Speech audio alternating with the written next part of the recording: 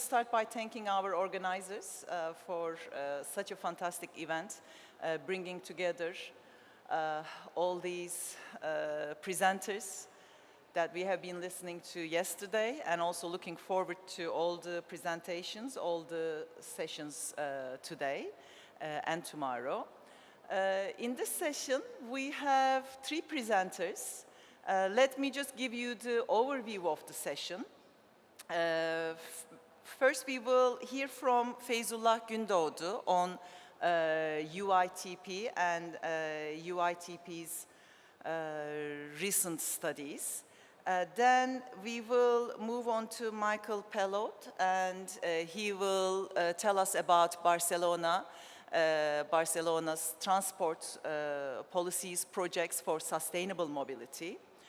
And then we will give the floor to Melda Horoz, and we will hear about the Sustainable Urban Mobility Plan for Istanbul. I will ask each presenter to use a maximum of 15 minutes, after which we will move on to the next presenter. So what we have in mind is to have the question and answer, comments and discussion session at the end of the 3 presentations.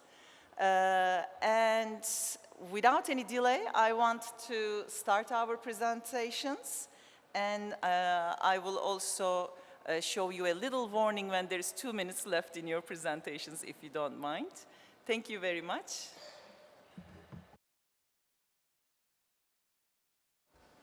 Teşekkür ederim. Ben de tüm Marmara Urban Forum'a katılımlarınızdan dolayı herkese teşekkür ediyorum ve de Marmara Belediyeler Birliği'ne bizi dahil ettiği için de özellikle teşekkürlerimi sunuyorum. Hemen sunuma başlamak istiyorum. Benim aslında sunumum bir sonraki konuşmacılar için bir altlık oluşturması amacıyla bu tarz bir akış seçtik. Ben daha ziyade şehirlerin yaşamış olduğu problemlerden, zorluklardan bahsedeceğim. Daha sonra da bu zorluklara yönelik İstanbul ve Barcelona'da uygulanmış olan çözümleri duymuş olacaksınız. Çünkü biraz da bağlam oluşturmaya çalıştırdık. Zorluklardan bahsetmesek çözümlerin kıymetini de pek de anlama imkanımız olmayabilir. Evet. Hemen hızlıca geçmek istiyorum. Tabii UITP olarak kıymetli hocam bahsetti. Biz UITP'den de ben kısaca bilgi vermek istiyorum. UITP Uluslararası Toplu Taşıma Birliği olarak adlandırılıyor. 1885 yılında Belçika'da kurulmuş. Ne yapıyoruz diye bakacak olursak kısaca biz dünya genelinde 1900'den fazla 2000'e yakın üyemiz var. 100 ülkede faaliyet gösteriyoruz. 13 tane de bölgesel ofisimiz var. Bir ofisimiz de Türkiye'de. Türkiye'deki ofis 12 ülkeden sorumlu.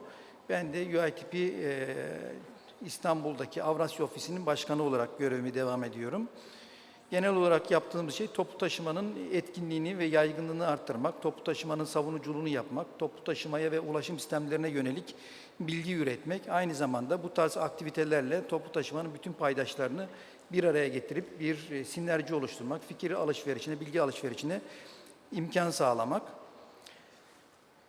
Sunuma geçecek olursam, biraz önce bahsettiğim gibi daha sonraki konuşmacıların da bir altlık oluşturması amacıyla bizim dünyada şu anda etkili olan birçok trend var. Bunu zaten biz kendi yaşamımızda da çok rahat görebiliyoruz. Mega trendler olarak da adlandırılıyor.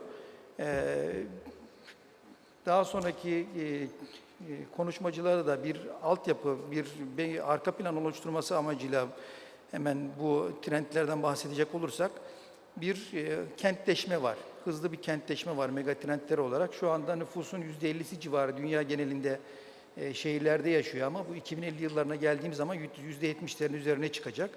Dolayısıyla bu birçok problemi, birçok zorluğu da kent yöneticilerinin dikkatine getirmeye getiriyor. Bu zorluklarla başa çıkmamız gerekiyor. Aynı zamanda bir nüfus değişimi diye adlandırabileceğimiz de bir husus söz konusu. Yani yaşlanıyoruz, dünya nüfusu da yaşlanıyor. Şu anda %10'ların altında olan 60-65 yaş üzeri nüfus oranı önümüzdeki 2050 yıllarda %15'in üzerine çıkacak. Ülkemizdeki bu duruma bakacak olursak şu anda %9.8 65 yaş oranı toplam nüfus üzerinde.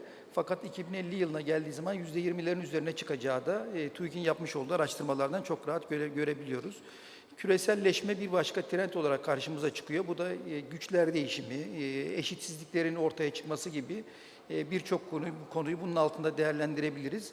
Şu anda dünya genelindeki %8'lik bir dilim, dünyadaki zenginliğinin %82'sine sahip. Böyle bir zorlukla da mücadele etmek durumundayız. En büyük zorluklarımızdan bir tanesi de iklim değişikliği. İklim değişikliği, evet, 2030 yılında daha fazla enerjiye, daha fazla yiyeceğe, daha fazla suya ihtiyacımız olacak. Ve de iklim değişikliğinin sebep olan en büyük etkenlerden bir tanesi de biliyorsunuz sera gazı salınımı. Sera gazı salınımında biraz sonra zorlukların içerisinde bahsedeceğiz ama toplu taşımanın da ulaşım sistemlerinden de burada bir katkısı olduğu için ulaşım sistemlerinin ve kent sistemlerinin, dolayısıyla bu da bizim kent yöneticilerinin üzerine getirdiği zorluklardan bir tanesi. Bir başka zorluk ve fırsat da diyebiliriz buna, dijitalleşme ve teknolojideki değişimler. 2-3 sene öncesine kadar evden çalışma gibi çok fazla bilmediğimiz bir şey. Pandemi döneminde artık evden çalışarak, hatta günümüzde %30 oranında, %40 oranında işlerin evden yapılabileceği gündemde. Dolayısıyla bu da bizim toplu taşıma sistemi üzerinde ciddi bir etkisi olacak konulardan bir tanesi. Bununla beraber işte elektrifikasyon, elektrikli araçların yaygınlaşması, sürücüsüz araçların yaygınlaşması gibi yine toplu taşıma sistemlerine etkili olacak hususların başında geldiğini de söyleyebiliriz. Büyük zorluklara baktığımız zaman biraz önce de zikrettik ama trafik sıkışıklığı, hava kirliliği, sağlık problemleri, yol güvenliği gibi veya kamusal alanlar, şehirlerdeki kamusal alanlar gibi birçok konu bizim zorluklar arasında sıralayabiliriz.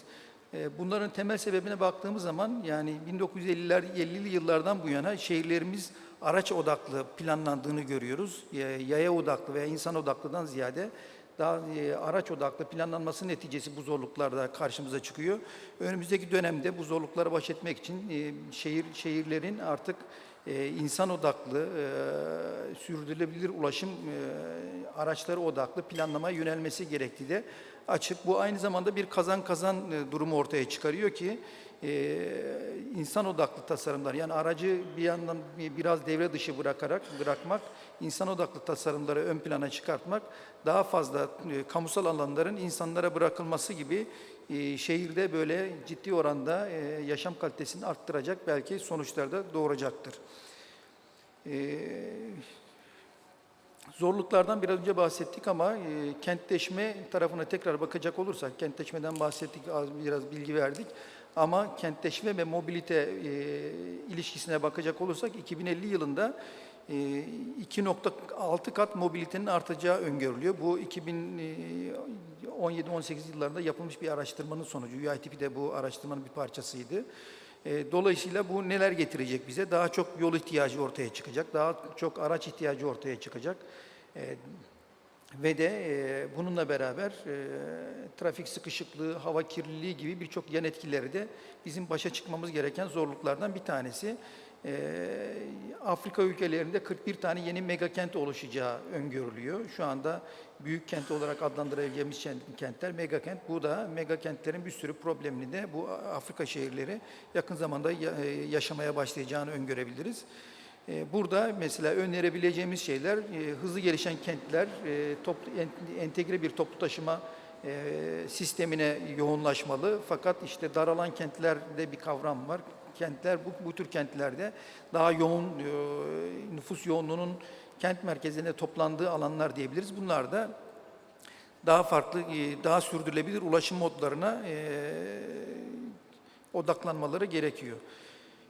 Trafik sıkışıklığından bahsettik. TomTom verilerine göre 2020 yılında 239 şehirde trafik sıkışıklığının arttığını görüyoruz. Dolayısıyla bu da trafik sıkışıklığının da çok belki herkesin bildiği bir rakamlar ama yine de söyleyebiliriz. Trafik sıkışıklığının maliyeti toplam gayri safi milli hasılanın %1'ine tekabül ediyor. Avrupa Birliği'ndeki maliyette yaklaşık 100 milyar eurolar mertebesinde bir yıllık maliyet. Dolayısıyla şunu da bir gerçek aslında, toplu taşıma yatırımları biraz karayolu yatırımlarında gerisinde geliyor. Kent yöneticilerin toplu taşıma yatırımlarına daha ağırlık vermeleri gerektiği de bu anlamda açık.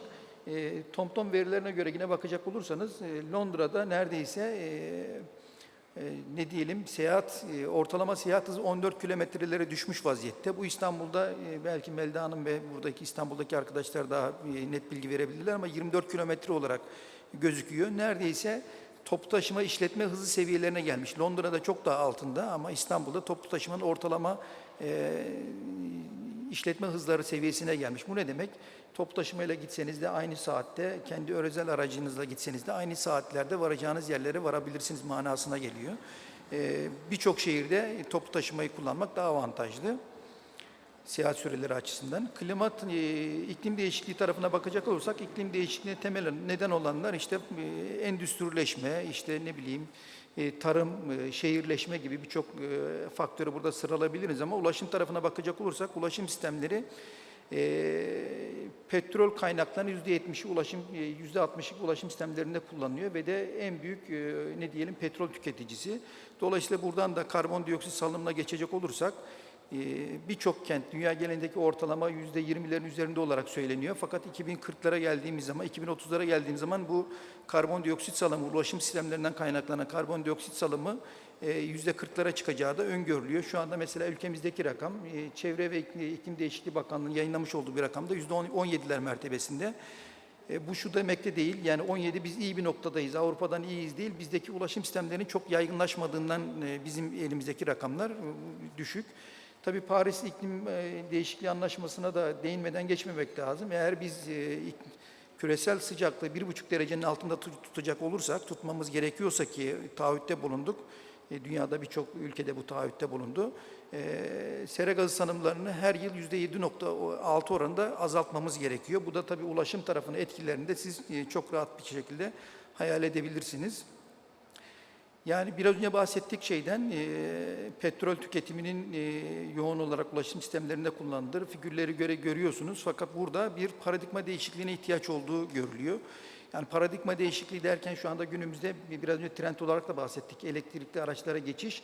Elektrikli araçlara da geçiş tek başına bir çözüm olmuyor. Çünkü elektrikli araçlar 3 kat daha fazla enerji tüketiyorlar kilometre yolcu başına ve elektrikli araçlar yine 3 kat daha fazla karbondioksit salıyorlar toplu taşımayla kıyaslandığı zaman. Dolayısıyla elektrikli araçlara da tek başına geçiş hem iklim değişikliği anlamında %100 bir çözüm olmadığı gibi trafik anlamında, alan kullanımı, arazi kullanımı anlamında da çok fazla bize elimizi rahatlatacak bir çözüm sunmuyor. Dolayısıyla bir paradigma değişikliğine ihtiyaç olduğu açık. Burada da bir türel değişim, yani bireysel araç kullanımından toplu taşıma kullanımı veya sürdürülebilir ulaşım modları, ulaşım türleri kullanımına, bunlar ne ki işte yürüyüş, bisiklete binme ve toplu taşıma kullanma gibi bir türel değişikliğinden şart oldu da açık burada.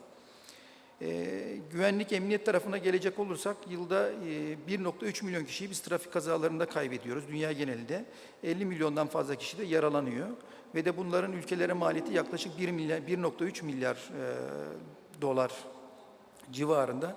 Trafik kazalarda genelde karışanlara baktığımız zaman gençler ve çocuklar olduğunu görüyoruz. Kayıpların da bu kazalarda kayıp ettiğimiz kişilerin de yayalar, bisiklet kullanıcıları daha böyle savunmasız kesim olduğunda açık ve net. Dolayısıyla toplu taşıma ve kazalar veya emniyet tarafına bir bakacak olursak, toplu taşıma sistemlerinin yaygın olduğu şehirlerde biz kaza oranlarının çok düşük olduğunu görebiliyoruz. Yani yine ekranda görebileceğiniz şekilde Avrupa ülkelerine baktığımız zaman, Kuzey Avrupa ve Avrupa ülkelerine kıyasladığımız zaman Amerika ve Avustralya gibi ülkelerle toplu taşıma sistemi yaygın olduğu şehirlerde kaza oranlarının da çok daha düşük olduğunu görebiliyoruz. Arazi kullanımı çok, bu belki hepimizin bildiği resimlerden bir tanesi. İnternette çok farklı olarak karşımıza çıkabiliyor. Saatte 50.000 kişiyi taşımak için 175 metrelik bir genişlikte bir yola ihtiyacımız var. Ama bir metro sistemiyle saatte 50.000 kişiyi taşıyacak olursak 9 metrelik bir koridorla biz bu kişileri taşıyabiliyoruz. Arazi kullanımında da belki en büyük örnekte, en çarpıcı örneklerden bir tanesi de Paris'teki yollar %50 motorlu taşıtlara ayrılmış vaziyette. Fakat %13'ü bu amaçla kullanılıyor. Ve de yine hepimiz şahidiz. Yani bireysel araçlar %95 oranında parklarda bekliyor. Yani parklarda beklemesi ne demek? Bir arazi işgal ediyor demek. Ülkemizde de 26 milyon tane araç olduğunu unutmayalım. Yani 26 milyon tane aracı yaklaşık bir metrekareyle çarptığımız zaman yaklaşık dün akşam ben baktım bir kilisin toplama arazisi kadar bir yeri biz araçlar işgal ediyor. Bu tabii kent içindeki yollara bunu yolların metrekarelerini hesaplayıp da buradaki araçlara böldüğümüz zaman çok daha farklı olduğu da açıktır. Hemen bitiriyorum hocam. Teşekkür ederim. Bir başka konuda sağlık tarafı. Tabii toplu taşıma ve sağlık ilişkisi Dünya Sağlık Örgütü'nün yayınlamış olduğu raporlarda da çok sıklıkla belirtildiği gibi 30 dakikalık bir aktif yolculuk birçok sağlık problemlerine de şifa diyeyim. Yani onların gelişmesine veya azalmasına etkili oluyor. Bireysel araç kullanıyorsunuz, bir yolculukta 1 dakika bir aktif kalabiliyorsunuz ama toplu taşıma kullandığınız zaman bu 7-8 dakikalar mertebesine çıkıyor. Bisiklet ve yaya olarak bu seyahati gerçekleştirdiğiniz zaman 17-18 dakikalar mertebesine çıkabiliyor. Dolayısıyla toplu taşıma ve sağlık sistemleri, sağlıkla arasında ciddi bir ilişki var ve de sağlık yatırımlarının da ne kadar önemli olduğunu, ne kadar ciddi bir maliyet olduğu, toplum üzerinde bir maliyet olduğunu düşünecek olursak, toplu taşımaya yapacağımız yatırımların sağlık tarafındaki maliyetlerin azaltılmasına da etkili olacağını da çok rahatlıkla söyleyebiliriz. Bu problemlerden, bu zorluklardan bahsettikten sonra çözüm kısımlarına ben çok fazla değinmek istemiyorum. Çünkü zaten diğer konuşmacılar değinecekler.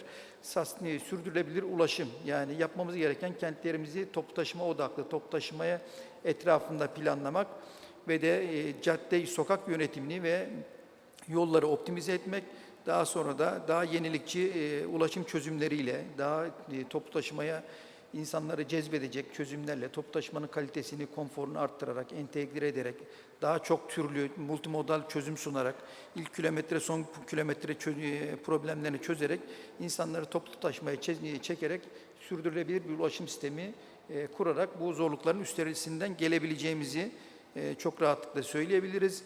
Son olarak sandalyelerin üzerine örnek kopyaları bıraktım. UITP'nin yayınlamış olduğu Better Urban Mobility Playbook diye bir kitapçık var. Türkçe'ye de çevrildi. Kopyalarını bıraktım, alabilirsiniz. Aslında bu zorluklar ve çözüm önerileri de o kitapçığın içerisinde de var. Arzu edenler internet üzerinden de indirebilirler. O kopyalardan da alabilirler. Dinlediğiniz için teşekkür ederim.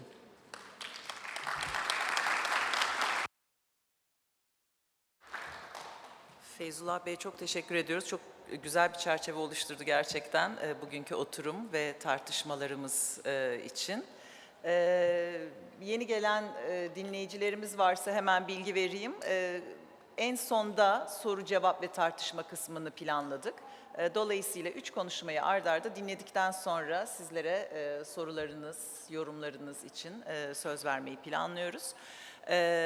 Let's move on to our next presentation. We're listening to you. Okay, thank you very much. Hello everyone, I'm Pellot. I'm working as Director of International Affairs at TMB. TMB is the metro and bus operator in the city of Barcelona. I'm also very active at UITP. I'm the chair of the Transport and Urban Life Committee. That is the oldest committee at UITP, and we are in charge to develop all the issues that from mobility that impacts to the urban life, and it's a very nice challenge. And in fact, I would like to invite you to read the playbook that we renew it in the last 2 years. We work on that. So let's move to Barcelona. I would like to explain you in general terms, because in 15 minutes it's impossible to go in deep in all the things that we are doing for the city, how we try to make Barcelona a more livable city. First of all, I would like to start about some information about the context where we are moving, something about the city of Barcelona, the metropolitan area, and at the end, some slides about TMB, the company where I am. This is a nice picture of the quadratic area of Barcelona, the orthogonal area, that is quite useful for planning a good mobility system in the city center. So here in the picture you can see the two levels. One is the city of Barcelona. Well, here it's quite difficult to see it, but the very dark part is the foundation of the city, 1,000 years ago, and then the second most outline is the territory of the City Hall of Barcelona, City Council, but the real Barcelona, the real urban area is the metropolitan area. I think it's something similar as the greater Istanbul. Of course, we are a small villa compared to Istanbul because we are just 3.5 million inhabitants in this area. And TMB, that is a bus and metro operator, we operate in the most urban site of the metropolitan area. So TMB, what is TMB? We offer bus service. We are a public company owned by the metropolitan area. We offer bus service in the most metropolitan, most urban side of the metropolis. We offer metro service. And in total, we are 8,500 employees. And we operate in 11 municipalities with a total amount of 2.5 million inhabitants. So that is what we do. No? So now let's go to the challenge of the problem. What is the challenge here? It's facing an increase of mobility in the metropolitan area. The metropolitan area becomes not to be bigger, but the people are usually moving from the city center to the outskirts because of price, because it's quieter, less noisy, etc. So the number of mobility of trips are increasing, and we have to face on that. So until mid-90s, the challenge was was interpreted by the local governments as traffic. How can I improve the traffic? That means to increase capacities of the streets in order to absorb these traffics. So the big problem of the consequence of that is we have a high level of pollution, we have even acoustic pollution, we have problems with the climate change, the temperature of the cities increasing slowly, we have accidents, a lot of traffic accidents, and finally the number of green areas were reducing very fast because we need this space.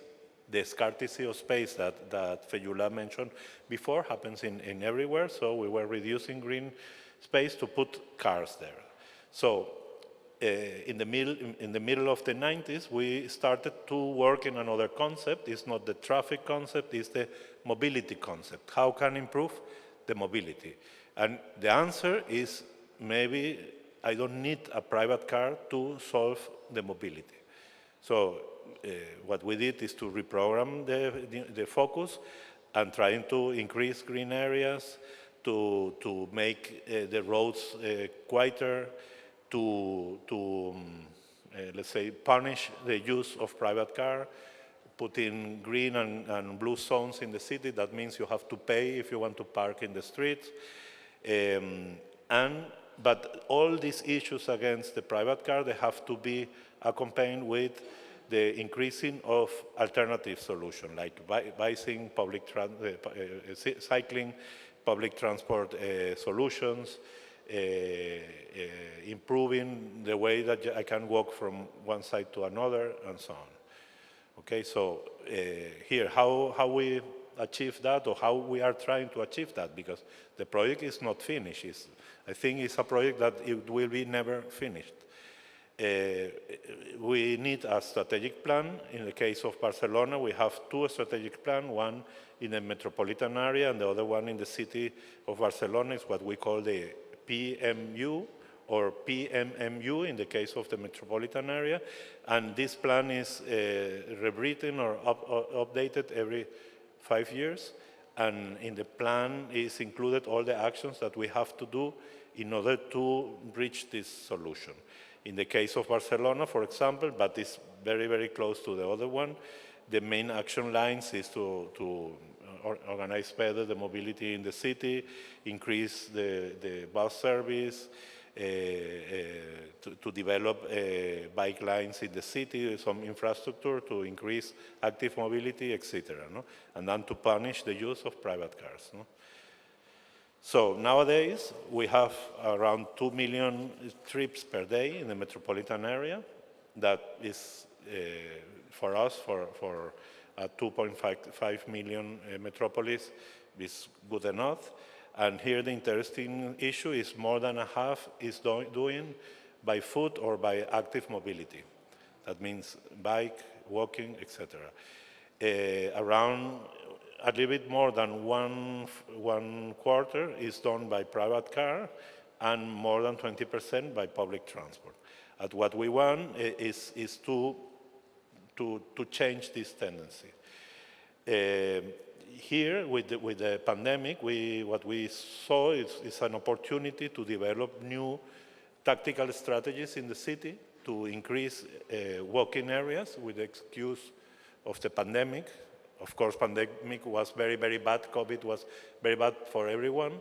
But at least we find a small opportunity to test issues here. No? So after the pandemic, in the global mobility, what we realize is we increase the walking, bike, and scooter mobility. Public transport was reduced, but nowadays is going back to the levels before pandemic and even higher. That is the case of the metro system. So, and now I would like, because there are many, many, many actions in this area. I mentioned the blue and green zone. We have also zero emission zone where you cannot, or a low emission zone where you cannot go with a very old vehicle there. There are several strategies. I want to show you 3 examples. Of course, the first 2 are related with my business, with public transport, but I also want to explain one that is out of our let's say, scope, but is very well known internationally, and I think it's interesting to share with you. The first one is the urban bus network. By the way, in the parallel, what we did is to introduce zero-emission solutions vehicles in the bus, and here in the picture you can see an opportunity charging bus that runs in one of the new lines. But I would like to explain better the new lines than the the zero-emission vehicles, because you can see that more or less, you can find examples more or less worldwide. No? So here what we did first is to distinguish clear and formally 3 levels of services or 3 products. One is the premium routes that we introduced in 2012, and the introduction, we introduced that gradually until 2018. We redefined the conventional routes. The premium routes, they are high capacity, high frequency routes. We reduced the conventional routes because there were some ones was repeated with the premium routes. And finally, we have the local and feeder routes. That is routes very, very small with a small vehicle, because this is done in very narrow areas of the city, and they have a very important social inclusion mission. It's very expensive to run this service, but we help elderly to go to the doctor, shopping, etc. That otherwise they couldn't do that. No? Okay, so in this example, I show you the premium route. Here, you will maybe notice that there are vertical, horizontal, and some diagonal routes. And here, what we reach is to avoid that all the routes goes to the city center. Nowadays, we don't have a radial route network, we have an orthogonal network. And that means probably that if you want to go to A to B, now you have to change vehicle. That is, of course, very uncomfortable. So at the beginning, we have complaints. But after 1 month, the users, they discover, even if I have to change bus, my total trip is shorter than in the past. And that is the important issue. The other important issue is for going to A to B, maybe in a diagonal way, I have 2 alternatives. I can use vertical and horizontal route to go there, or horizontal and vertical one. And depend on the time of the moment of the day, one of these alternatives is much better than the other one, depending on the traffic. How I know that? Because of the ICT systems. So we can inform in real time how it runs. Time is almost over, so I have to move. Here are some examples how we identify the interchange point that is the weak point of the system, and the people, at the end, it works pretty well. And here we also introduce a lot of real-time, let's say, tools to inform the passengers. The second one is the Metropolitan bike share system that we introduced in March of this year. We manage that, we don't operate. What we do is an open tender, and now it's operated by a private company, but we manage the system. It pretends to have 2,600 bikes. Nowadays we have 1,600, and it will run in 15 municipalities. Nowadays, today, we are present in 12 metropolitan cities, but we have the ambition to finish this year with the 15 municipalities that it was from original plan. And that is quite similar as another system that we have in the city center of Barcelona. It's called BICIN. But in the future, in 7 years, we have also the ambition to put the bus system together to have a very, very big scope. The third one is the superblocks and green axis. Maybe you hear about that. We started in 2010, more or less, with the introduction of superblocks. What we did is take in advance of this shape of the city and to define a 3x3 blocks area as a superblock, where the traffic in the inside of this big block or superblock is quite restricted. Restricted means you cannot cross the area from the sea level to the other one and so on. No? So this encourages the drivers to go through the big superblock. With this experience, we started, well, these are pictures about the implementation of these superblocks. So with this experience, we started with the green axis, means to take a very long street, convert it to a pedestrian street. It's not 100% pedestrian. You can access with your car if you have a parking lot in your building and you live in this street. So we finished this year this implementation. Here in the small picture you can see before, and here is a render of the result, but this is almost finished. So nowadays you can go and see that this is a crossing in this area, and what we did is exactly the same. When you cross or you try to follow the street, you have a lot of obstacles that disencourage to use that with a private car.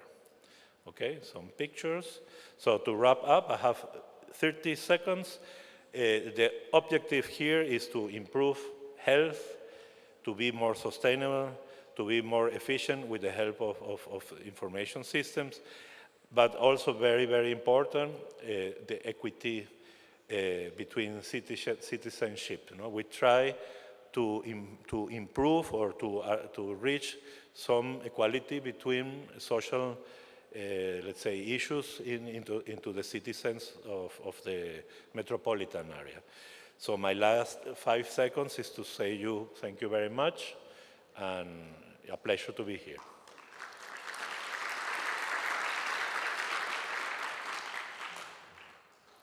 Thank you very much, Michel.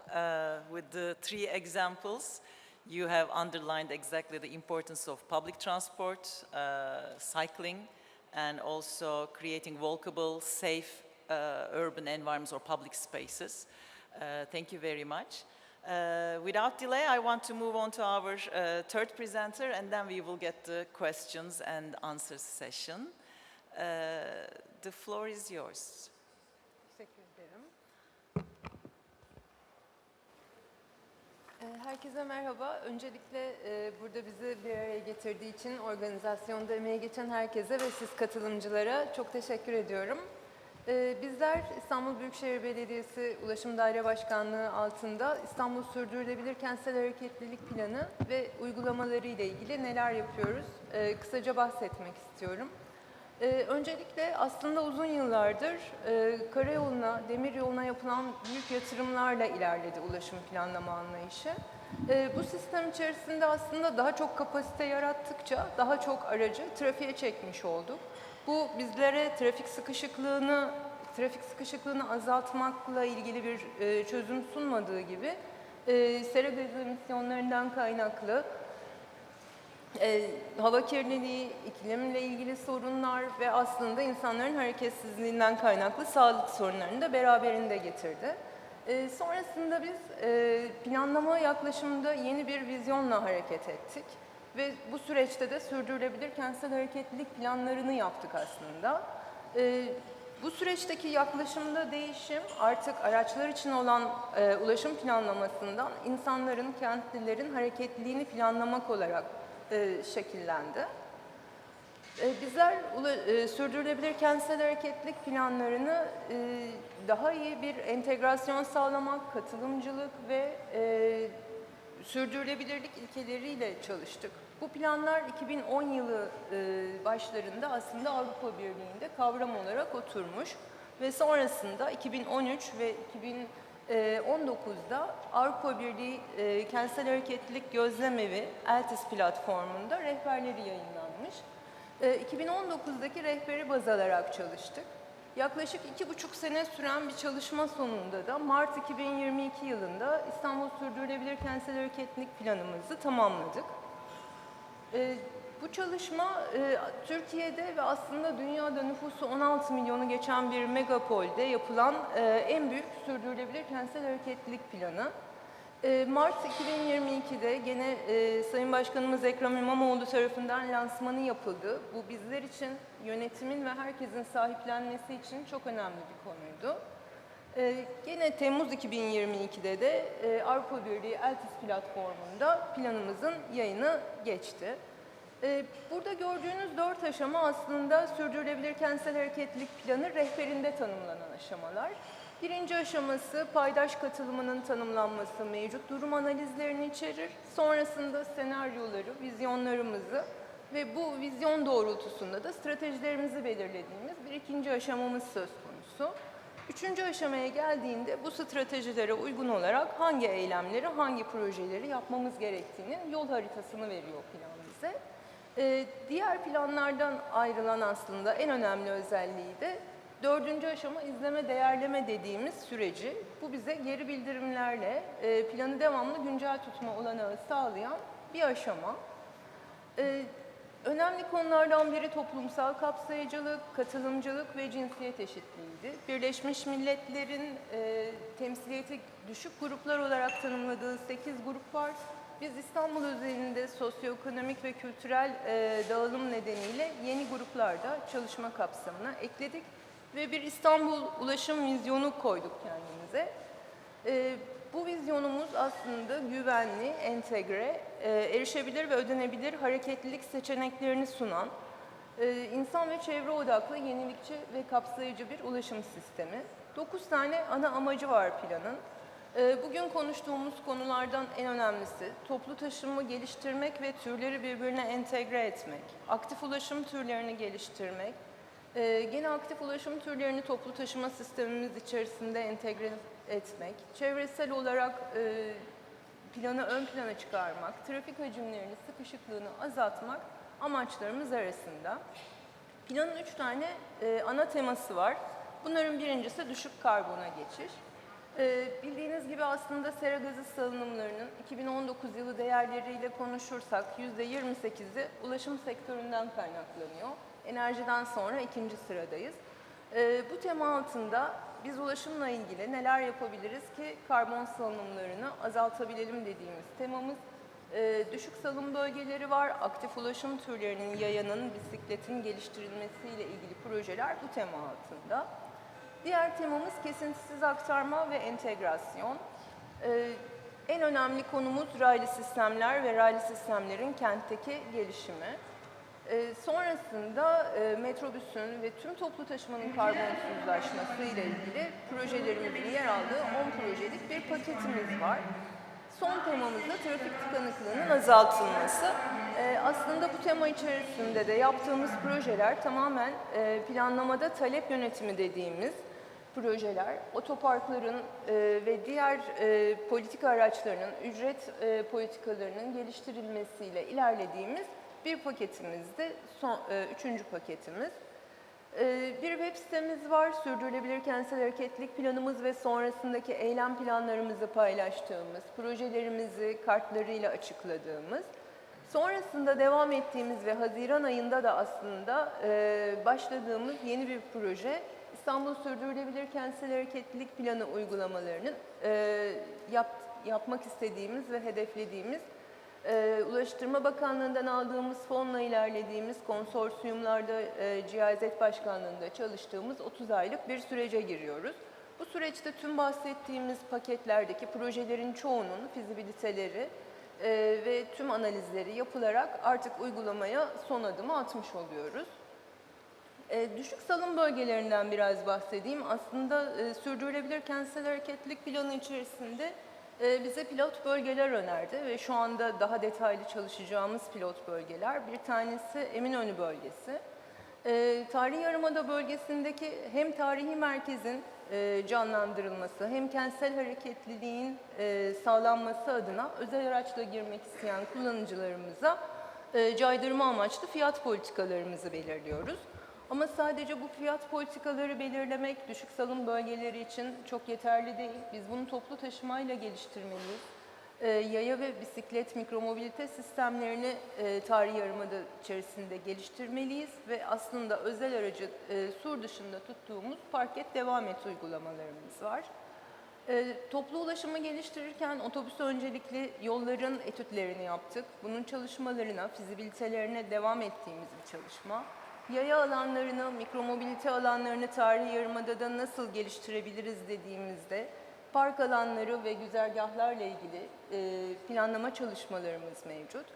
Burada da gördüğümüz aslında sur dışında özel araçları tutarak insanların özel araçtan inip toplu taşımayla tarihi yarımadanın merkez bölgesine ulaşmalarını sağlayacak park et devam et alanlarımız.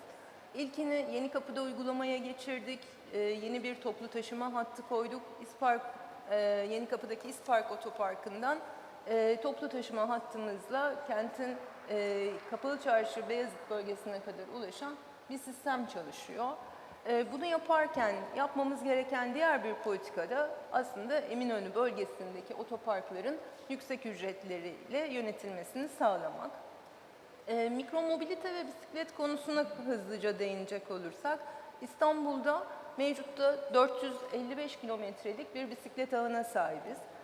2018 yılında 162 kilometreydi. Yaklaşık geçtiğimiz yıllarda 290 kilometre bisiklet yolumuzu yaparak bu sistemi geliştirmek. Sistemi geliştirirken toplu taşıma hatlarıyla, odak noktalarla ve kamusal alanlarla aslında bisiklet ulaşımına entegre ederek ulaşımın içerisinde bir bisikleti var etmek istiyoruz. Bunun için yaptığımız bisiklet park alanlarımız mevcut. Bu bisiklet park alanlarımız toplu taşıma istasyonlarında, okul alanlarında ve diğer kamusal alanlarda bisiklet kullanımını teşvik etmek amacıyla yapılıyor. Kapalı bisiklet parklarımızın ilk örneğini yaptık Çırpıcı'da. Aktarma merkezlerinde planladığımız bir uygulama. Yine bisikletimizi park ettikten sonra toplu taşımaya gitmenin elverişli olduğunu, kolaylığını sağlayan bir projemiz var. Bisiklet için sürüşlerimiz, tanıtımlarımız aslında bütün toplumdaki bisiklet kültürünü yaygınlaştırmak amaçlı yapılıyor. Özel günlerde düzenlediğimiz bisiklet sürüşlerimiz var. Farkındalık adına sosyal medya paylaşımlarımız, dış mekanlarda paylaştığımız bisiklet paylaşımlarımız var. Bir de aslında Yenikapı'daki bir bisiklet evimiz var ve bu etkinlikler ve sosyal faaliyetlerimizi bisiklet evimizde sürdürerek çalışmalarımıza devam ediyoruz. Scooter eylem planımızdan bahsedeyim. İstanbul'da aslında 7 firma yaklaşık 27.000 scooter'la hizmet vermekte. En başta süreçte parklanmayla ilgili sıkıntılar yaşadık çünkü kaldırımlarda scooter kullanıcısı değil ama daha yani yüksek yaş grubunu diyeyim, yayayı zora sıkan parklanmalarla karşılaştık ve bu parklanmaların sorununu çözmek amacıyla da bizler scooter park alanları yapmaya başladık. Bunları daha çok sorunun yaşandığı merkez ilçelerde yaptık. Ayrıca 7 tane operatörümüzle de anlaşma içerisindeyiz. Onlar da bu bölgelerde park alanlarını geliştirmek için bize destek oluyorlar.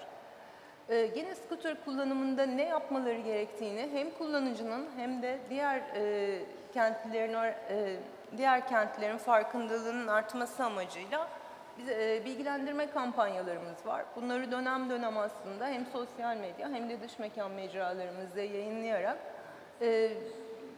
farkındalığı arttırmaya çalışıyoruz. Scooter kullanımıyla ilgili WhatsApp gruplarımız var. Şikayetlerimizi alıp birebir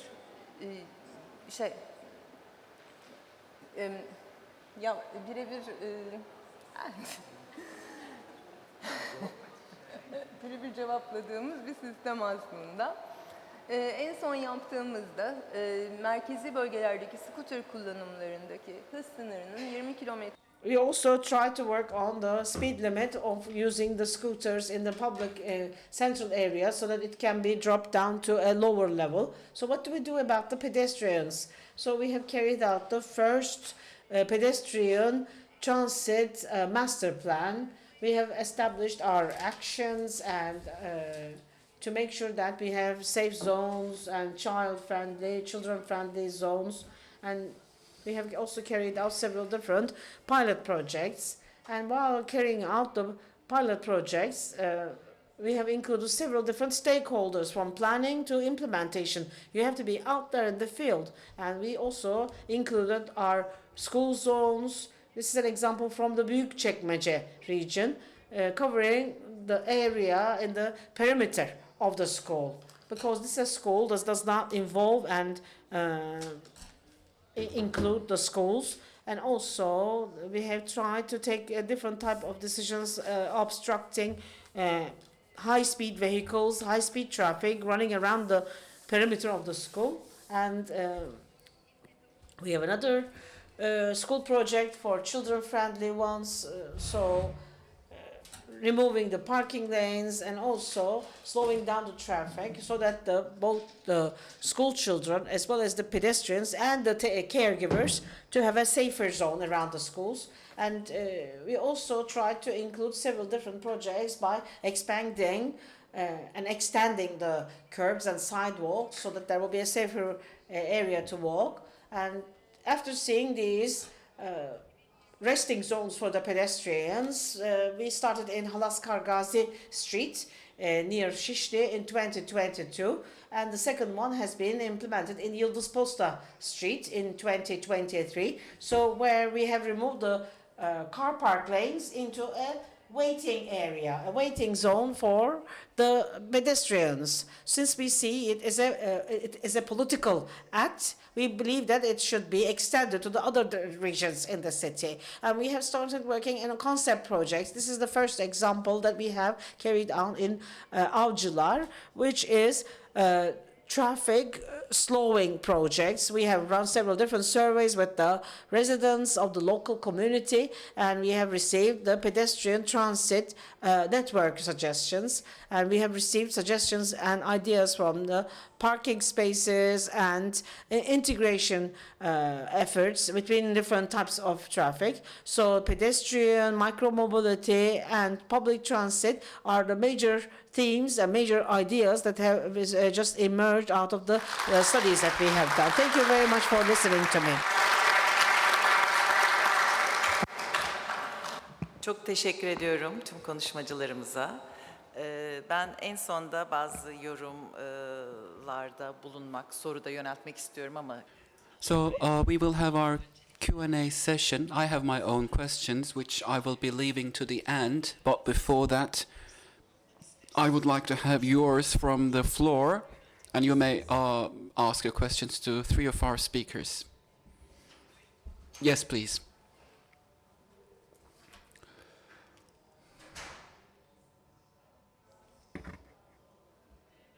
Hello, Nurcan Kalkan. I'm an architect. Of course, we are affiliated with urban issues. I usually work on transportation systems and railway systems. I have vast experience in these areas. So recently a subject came up like mobility centers. When building urban spaces, I mean, especially when we are talking about mega cities, transportation should be in the main focus. As far as I know, the ministry has prepared a design guideline for mobility centers, for urban spaces, for mega cities. My personal perspective is that municipalities do things from their perspective and ministries roll out some other projects.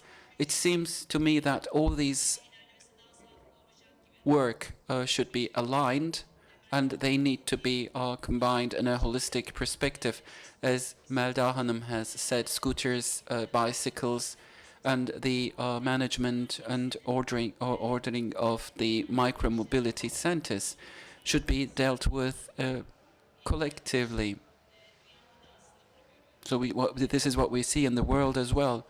Perhaps there might be some similar examples in Barcelona as well, because different modes of transportation are intersecting one another and sometimes they overlap. And Istanbul as a mega city will benefit from such different modalities, of course. So, as I have said, perhaps the ministries will take the lead, but local governments will support it so that the effort will be minimized and we can come up with more efficient results. Because in different platforms we have different projects being rolled out, whereas the target is the same. They all want to do the same thing. So if we can align those efforts, that would be more meaningful. Otherwise, it's like we are starting from scratch all the time. And another issue is that the implementation of all these different modalities require different urban design concepts. So thinking them beforehand and from an aesthetic perspective as well, might provide us with better results. So this was just a general comment and contribution fed by my own career experience and past observation, because every institution is doing something, but then all this needs to be aligned and we can have a common platform. We're bringing in all those different stakeholders and projects. Well, thank you for your comment. So this was a comment and a contribution, but still, if you have anything to add up to that, you can have the say, otherwise we can look for other questions. So we agree with you, definitely. Yes, please, and then we will have another one in the back row.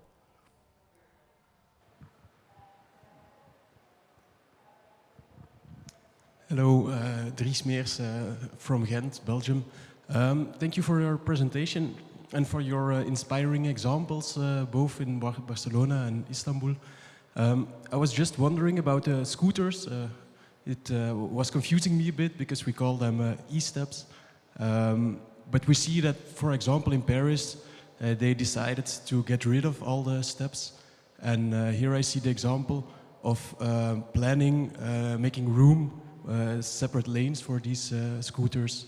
So I wonder if this is, if this is a sustainable solution to implement and to focus that much on e-scooters or steps. Okay, thank you. I think this is for the Istanbul presentation, right? Yeah, well, I don't know how it is in Barcelona, but in Istanbul for sure. Okay. I think it is for Istanbul. Özellikle hani İstanbul'da e-scooter'ları. So this is about planning e-scooters for Istanbul. Would it be a permanent solution to plan e-scooters because Paris has banned them, but what about Istanbul? So let me answer your question in this manner. We are supporting e-mobility in the city in general terms, but we have to manage the challenges we face together with the stakeholders concerned, with the governments and local governments, so that all efforts should come together to organize this. Therefore, we have been designing these parking areas and park areas. It's not forbidden at the moment, and we are trying to make it a system which could be developed and improved in the future. And we are also working on bicycle lanes. We have bans for payments, but we are working on that. It's not forbidden, but thank you for the question. let me make an addition for Paris, because there was a survey in Paris. There was a kind of voting, and 8% of the voters said no.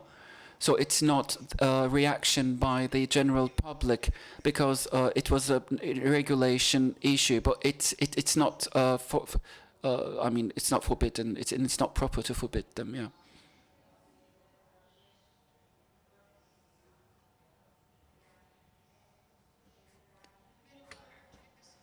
Well, hello everyone, and thank you for the presentations. My question is about marine transportation and how we can decarbonize marine transportation. Istanbul, as you know, is surrounded by cities, and ferries are being used for transportation, and this also causes carbon emissions. Any studies on that? I would like to be informed if there are any. Thank you. Well, let me explain it in this manner. Decarbonization in marine transportation, in sea transportation. Well, we are managing a project which has been rolled out by EU agencies, and we have, done a lot for this project. We are working on studying on the types of fuels being used, and then we are also working on different vehicles for sea transportation, so that we will be able to consider other potential solutions and other cities which might set an example for Istanbul.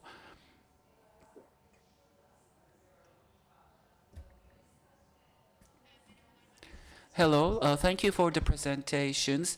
My question is about the e-scooters. So, on the one hand, the bikers are being supported, and bicycle lanes are being supported, and pedestrians are supported as well. So this is same for Barcelona. But e-scooters have a kind of speed limitation, and they do not have a separate lane. So just to save the lives and protect pedestrians, for example, are you working on an active project which is specifically focused on e-scooters and separate lanes for them, because that might pose a threat to pedestrians? And what's the case and how was it handled in Barcelona? I got curious about that. Thank you.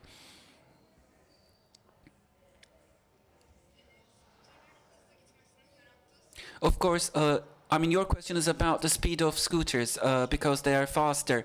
In the regulation, the limitation was 25 kilometers per hour. That was a limitation put forward by the ministry and its legislation. And then another decision was taken and it was put into use, which downgraded the speed limit down to 20 kilometers per hour.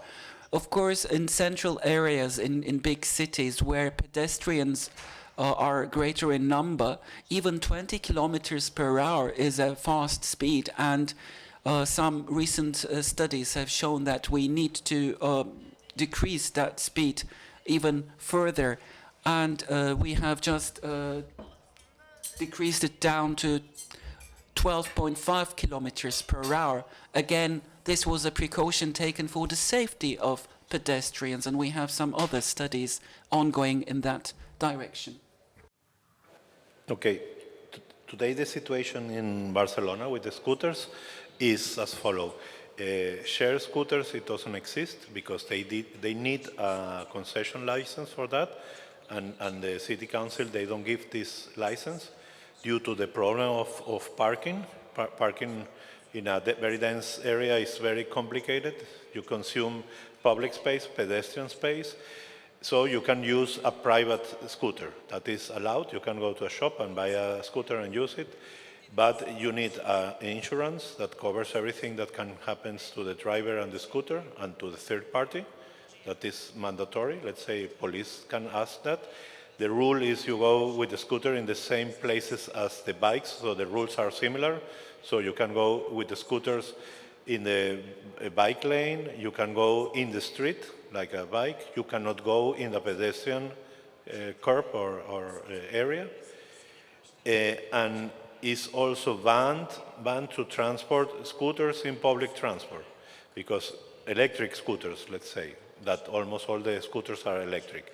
And the same happens with electric bike, because we have some problems with fire in a quite small incident, but we saw the potential dangers to transport, let's say, an individual mobility device like a scooter or e-bike with a battery in the train.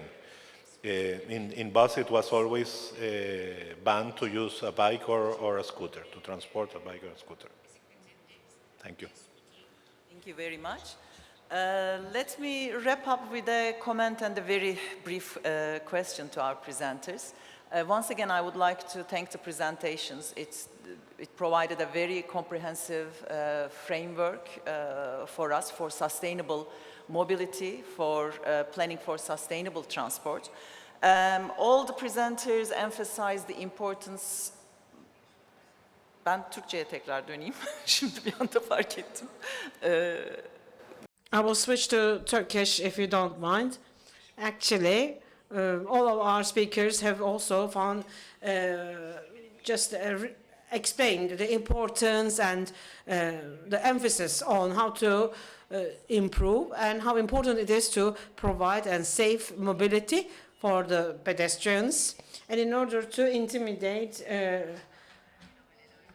we have also covered several different examples of several different policies that will discourage people from using cars in central urban spaces, and for sustainable and also less energy consuming and less carbon emission causing mobility variety of tools is a package of policies which includes low energy consumption and to use clean energy, which is a part of that policy package.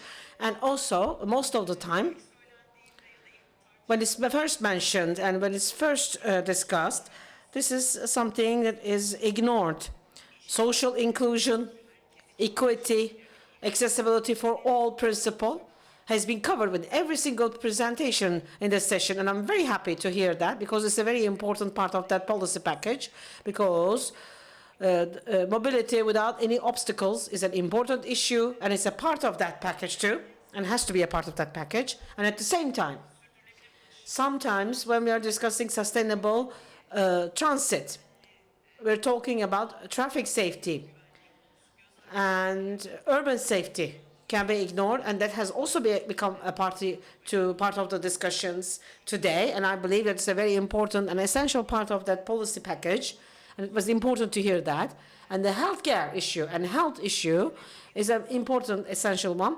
Both the important tools in transit, in public transit, in mobility, also have to see health and protection of hygiene. And it's a party and a section of our policy package. And we have also covered some of the awareness principles, which is very important in order to increase social awareness and to change the nasty habits of ours. So it's very important. I have always been saying that it should be tackled as a policy package, and maybe we can add something to that policy package, because the title of these discussions is Resilience and Beyond, and I would like to just emphasize on that, about the climate change, and along with the climate change, and since the urban transportation has become a major issue that has been in discussion, and urban transportation is one of the major resources and major reasons for carbon emission increase. And there's another issue when we are tackling the climate change. Climate has changed. We've talked about the Paris Treaty, Paris Agreement, and it's very important that we decrease the carbon emissions at a higher level, but we have gone through the threshold. The climate has changed. We experienced it at a personal level, the fires that we experienced and the personal loss that we experienced due to the floods and the heat waves and the problems that we experience as a bike user, as a cyclist, as a city person through that climate change. And it has to be a party to this climate change and also sustainability program, both the resilience of the programs. And we have started also discussing that we should have white roof school buses so that we can create pedestrians areas which are protected, increasing the green space, this resilience and the climate change and the perils of climate change, and to protect the urban area and the citizen. Last but not least, maybe I can start from the other side of the, ask about the, what does Barcelona do about resilience? Is it a party? Is it a section of your discussions? And maybe I can hear it from the other speakers. Would you like to start, Mr. Pellot? Resilience. Resilience of public transport and also walking, cycling conditions. Okay. It's a good question. No? When you don't know very well the answer, you say it's a good question. Well, in the case of public transport, that is the area where I work, I think the COVID demonstrate that public transport is high resiliency. During the whole pandemic, we offer 100% of the service, and we have this capacity, and we learn a lot about that. No? And of course, that represents for the society an economic problem, because paying this service that it was never used is a problem. We didn't get incomes from the tickets because we don't transport a lot of people in this moment. Only we transport people that were very, very necessary for our society, like doctors or nurses or people who works in general for hospitals and help us, and also they work for primary services that time to time maybe they are not so well think about that, but like I don't know, taking the trash out of the streets and such kind of things. No? So I think that was a huge demonstration of resiliency, not only in Barcelona, but also worldwide. And nowadays, we are working to strengthen this resiliency. And here we have a lot of discussion, for example, introduction of electric bus, if electric bus is resilient enough. You can imagine if you have in your city only electric buses and you have an electric failure, a huge failure, you cannot offer transportation. That, by the way, it could be very, very rare because we don't see that in trains and metro, that, by the way, they work with electricity. But it's part of the discussion, and also in the association at UITP level. No? So I think, I don't know if I could answer your question. İstanbul Samt içinde ele alınan metod. So this is something we think and consider for Istanbul as well. For Istanbul, we had three main themes, actually, which is about resilience again. And it's very much part of the general framework we have rolled out recently, because there is a component in our actions to increase this kind of mobility, which is part of the strategy. And in addition to that, in line with harmonization studies, in line with climate change, we are working on different areas like use of energy and use of proper materials. So these are ongoing studies. Let me answer shortly as well. As Michel has said, this is one of the most important issues in terms of resilience. And within the climate context, we have a lot to do. And we have drawn many lessons from recent challenges we had, like during the pandemic. One of the main themes we discussed around in a recent congress we organized in Turkey, and a number of webinars also, we talked about financial resilience within the transportation industry. There was participation from America and from Japan, and we have listened to different examples of best practices and what kind of implementations have been rolled out there. So that kind of sharing of information and experience, which is very much backed up and encouraged by our own platform as well, that those have proven very fruitful. The webinars are for free, and if you would be following our institution on social media, it will be very easy for you to download the past webinars. For example, some cities are more resilient to floods and heavy rains. And what is being done in those cities? What a yellow alarm means, whether schools will be closed down or not. So as UITP, we are encouraging the sharing of that kind of information and best practices. So we would like to thank the three of our speakers and for your participation, for your questions and comments. And this is the end of the session. Thank you to everyone. Thanks.